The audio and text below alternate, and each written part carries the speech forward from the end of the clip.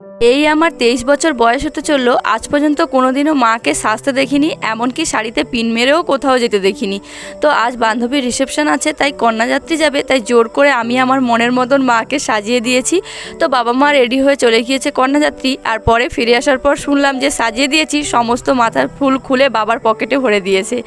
তো আমার শ্বশুরমশাই বাবা মা কন্যাযাত্রী চলে গিয়েছে, তাই আজকে রাতে আমি আর মামুনি রান্না থেকে ছুটি নিয়ে নিয়েছি। তাই রাতে খাওয়া হবে দুধ, কলা, আম, মুড়ি। সেই জন্য এখানটায় হচ্ছে আমগুলো আমি কেটে নিচ্ছি। আর বাবা মা তো আসার সময় গাছের প্রচুর পাকা আম এনেছিল, খুব আম খাওয়া হচ্ছে কদিন ধরে। আর আম তো আমার ভীষণ পছন্দের, সেই মতন এখানটায় অনেকগুলো আম নিয়ে বসে গিয়েছি কাটতে। তো এরপর আমরা রাতের খাওয়া দাওয়া সেরে নিয়ে তিনজনেই ঘুমিয়ে পড়েছিলাম। বাবা মা শ্বশুরমশাই অনেক রাতে বাড়ি ফিরেছে, প্রায় 2টো নাগাদ বাড়ি ফিরেছে। তো সকাল সকাল আমি উঠে গিয়েছি, এখন সবাই ঘুমাচ্ছে। আমি আর মামনি উঠে গিয়েছি, ভাবলাম এই বেলটার হচ্ছে ঠান্ডা ঠান্ডা শরবত করি, সবার ভালো লাগবে, প্রচণ্ড গরম পড়েছে তো তার জন্য। আর বাবা আর মা আসার সময় এই বেলটা এনেছিল। বেলটা হচ্ছে আমার জন্য দিদা পাঠিয়েছে, পাশের বাড়ি এক দাদুদের পাকা পাকা গাছের বেলগুলো বিক্রি করছিল, তার থেকে আমার জন্য কিনে একটা পাঠিয়েছে। তো এখানটায় আমি বেলের শরবত বানাচ্ছি। আর মামনি যে বেলের খোলার গায়ে যে শাঁসগুলো থাকে না, সেটা খেতে ভীষণ ভালোবাসে, তাই মামনি বসে বসে এখানটায় হচ্ছে খাচ্ছে।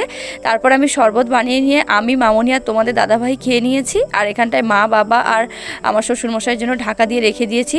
তো এরপর আমরা 11টা নাগাদ দুজনে বাড়িয়েছি, একটু ভিডিওতে যাব দরকার আছে বলে। আর প্রচুর পরিমাণে গরম পড়েছিল, আর রোদটা দেখতে পাচ্ছ। আর আজ তোমাদের সঙ্গে শেয়ার করব আমাদের বাড়ির কাছে এখানে ব্রিজ আছে, ব্রিজের ভিউটা। আর আমাকে দেখে অবাক হয়েছে না যে আমি বসেছি হেলমেট পরেছি, আর তোমাদের দাদাভাই হেলমেট পরেনি, ও গরমের জন্য পরেনি। চলো ভিউটা এনজয় করো।